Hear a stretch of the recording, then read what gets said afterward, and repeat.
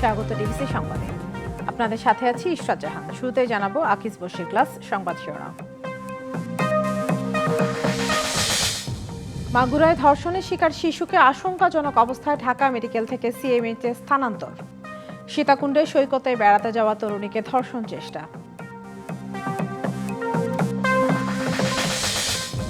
নারীকে পূর্ণ নিরাপত্তা দিতে পারছে না রাষ্ট্র। সুরক্ষা নিশ্চিতে দ্রুত পদক্ষেপ নেওয়ার আহ্বান তরুণদের নতুন দল এনসিপির।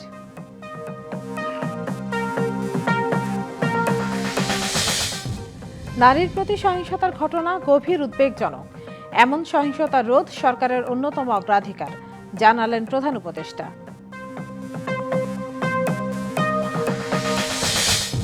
নারী হেনস্থায় উগ্র গোষ্ঠীর মদতের শঙ্কা। আন্তর্জাতিক পরিমণ্ডলে বাংলাদেশকে অতি রক্ষণশীল হিসেবে চিত্রিত করা ষড়যন্ত্র, বলছে বিএনপি।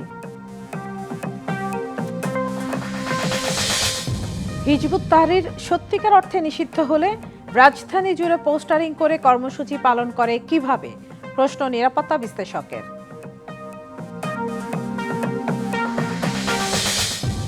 বাংলাদেশকে ভারতের চোখ দিয়ে দেখা যুক্তরাষ্ট্রের জন্য সঠিক নয়, মন্তব্য সাবেক মার্কিন কূটনীতিকদের।